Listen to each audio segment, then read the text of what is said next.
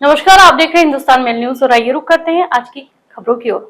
MPPSC paper leak मामला, Telegram पर MPPSC का पर्चा लीक चैटिंग हुई वायरल। कांग्रेस का नीट की परीक्षा में हुई धांधली को लेकर प्रदर्शन, भाजपा पर साधा निशाना। पुलिस ने नंबर वितरण कर नशे के खिलाफ मुहिम छेड़ी, कार्रवाई का दिया आश्वासन। इंदौर के भंवरकुआ इलाके में रिमूवल टीम की कार्रवाई, चेतावनी के बाद भी नहीं हटाया कब्जा। सोशल मीडिया पर बहू को बता दिया लुटेरी दुल्हन, अश्लील आईडी बनाकर फोटो वायरल किए। पुलिस ने वाहन चोरों के साथ कबाड़ी को भी गिरफ्तार किया, पार्किंग से चुराते थे वाहन। इंदौर कलेक्टर कार्यालय में सेवा सेतु ऐप को लेकर कलेक्टर आशीष सिंह की अध्यक्षता में की गई बैठक। मध्य प्रदेश लोक सेवा आयोग की परीक्षा रविवार को होने वाली है। उससे पहले सोशल मीडिया पर टेलीग्राम पर एमपीपीएससी का पर्चा लीक होने की वायरल चैटिंग जमकर लीक हुई, जिसमें 2 से 2,500 रुपए में पेपर मिलने की बात हुई है। इस पूरे मामले को लेकर एमपीपीएससी के एसटी रविंद्र भाई का कहना है कि इस पूरे मामले की अभी जांच की जा रही है। पूरी जांच होने पर इस मामले में पुष्टि की जाएगी। उन्होंने कहा कि आयोग ने जो पेपर सेट किया है वह पेपर अभी हमारे पास ही नहीं आया है, तो मामले में अभी पूछताछ कर कुछ कहा नहीं जा सकता है। आयोग इस पूरे मामले की जांच कर पुष्टि करेगा। अभी थोड़ी देर पहले ही सोशल मीडिया पर इस संबंध में जानकारी प्रसारित हो रही है, ऐसा समझ में आया है। और वर्तमान में आयोग में उच्च स्तर पर इस तरह के घटनाओं, अफवाहों या प्रचार पर विचार किया जा रहा है और इस संबंध में जो भी कार्रवाई आयोग द्वारा की जाएगी उसके बारे में आयोग की वेबसाइट पर और समस्त जानकारी आप सभी को बता दी जाएगी। पर्चा बदला जाएगा या परीक्षा में कोई डिले होगा, इस तरह कोई जानकारी आप बताएं? बिल्कुल नहीं, वर्तमान में आयोग में किसी को भी प्रश्न पत्र पता ही नहीं होता है, इसीलिए प्रश्न पत्र की पुष्टि अभी की जाना बिल्कुल भी संभव नहीं है।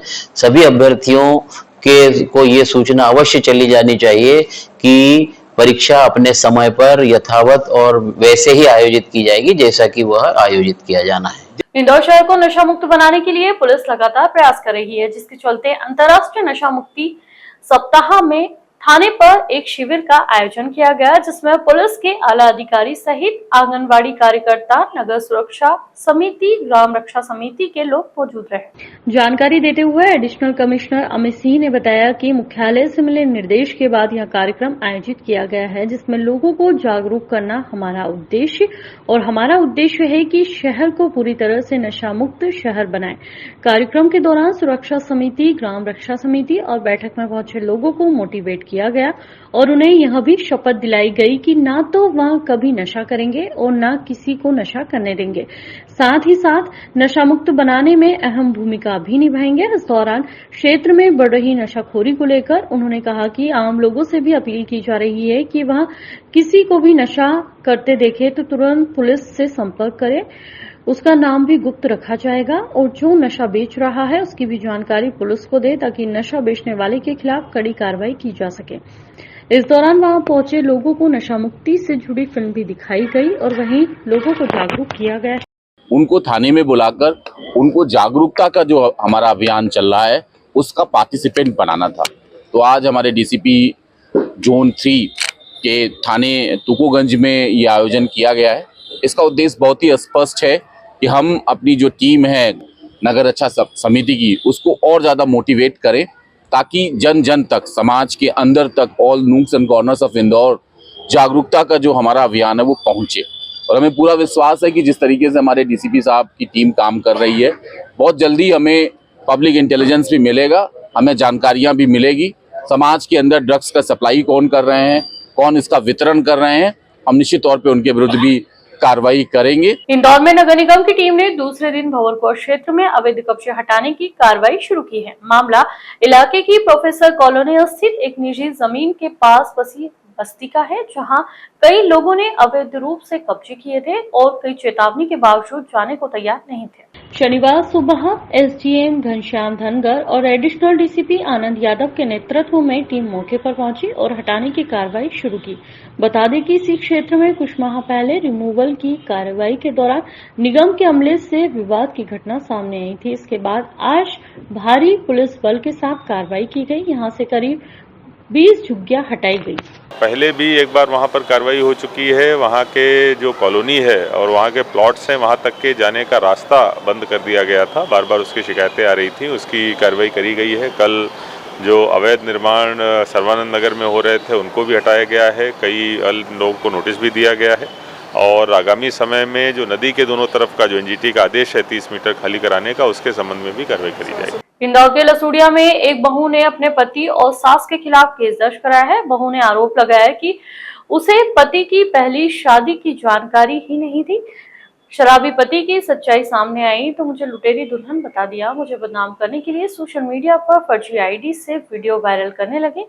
परेशान बहू ने पति जितेंद्र और सास श्रीदेवी के खिलाफ केस दर्ज कराया है। पीड़ित बहू ने पुलिस को बताया कि 25 जून 2023 को जितेंद्र नशे में घर आया और अश्लील हरकतें करने लगा। वह बचकर वहां से भागी और पिता को फोन कर टीकमगढ़ पहुंचे। इसके बाद पति और सास ने थाने पर शिकायत कर दी कि घर से गहने और नकदी लेकर भागी है। इसके बाद जितेंद्र 10 अगस्त 2023 को टीकमगढ़ आया। उसने घर के बाहर पिता और हमें गालियां दी और विवाद करके चला गया। इसके बाद 18 अक्टूबर 2023 को इंदौर आकर लसूड़िया थाने में आवेदन दिया। बहू ने पुलिस को बताया कि सास और पति ने मेरे नाम से फर्जी आईडी बनाकर फोटो लगाया और रिश्तेदारों को फ्रेंड रिक्वेस्ट भेजी। उन्होंने मेरे फोटो एडिट करके अश्लील बनाया और सोशल मीडिया पर वायरल किया। इसके चलते कई अनजान नंबरों से उसके पास अश्लील कॉल और मैसेज आने लगे। पीड़ित बहू ने साइबर सेल से भी इसकी शिकायत की है। पुलिस का कहना है कि बहू की शिकायतें गंभीर है, जिसके चलते पति जितेंद्र और सास श्रीदेवी पर केस दर्ज किया गया है। जल्द ही कड़ी कार्रवाई की जाएगी। इंदौर की संयोगितागंज पुलिस ने चोरी और डिमांड गैंग का पर्दाफाश किया है। पुलिस ने इस गैंग के 3 आरोपियों को पकड़ा है, जिनके कब्जे से चोरी के 2 पहिया 15 वाहन जब्त हुए हैं। पकड़े गए आरोपी देवास राजगढ़ जिले के रहने वाले हैं, जो बस में बैठकर वाहनों की चोरी करने इंदौर आते थे। बता दें, एडिशनल डीसीपी राम स्नेही मिश्रा ने जानकारी देते हुए बताया कि संयोगितागंज पुलिस ने देवास राजगढ़ जिले के रहने वाले 3 आरोपियों को पकड़ा है और आरोपी डिमांड जैसी 2 पहिया वाहन के चोरी करने की मिलती थी, उसके आधार पर वाहनों की चोरी करते थे। आरोपी देवास राजगढ़ से बस में बैठकर इंदौर सरवटे बस स्टैंड उतरते थे, फिर आसपास की 2 पहिया वाहनों पर नजर रख उनको चोरी कर ले जाते थे और फिर उनको अपने साथी कबाड़ी को कटवाने के लिए दे देते थे। इस गैंग में वाहनों की चोरी करने वालों से लेकर मैकेनिक और कबाड़ी भी शामिल है। पुलिस ने फिलहाल वाहनों की चोरी करने वाले आरोपी के साथ मैकेनिक को भी पकड़ा है। अब पुलिस अन्य 2 आरोपियों की तलाश में है, जो फरार है, जिसमें से एक कबाड़ी तो एक चोरी करने वाला आरोपी शामिल है। कि ऑन ऑर्डर ये लोग चोरी करते थे। इसका एक साथी दारान भी है, उसके साक्ष्य की तलाशी जा रहे हैं, उसकी शिनाख्त की जा रही है। ऑन डिमांड ये यहाँ पर आते थे और जो ऑन डिमांड करता था वो धर्म सिंह जाटो है, जिसकी मोटरसाइकिल बनाने की गैराज है।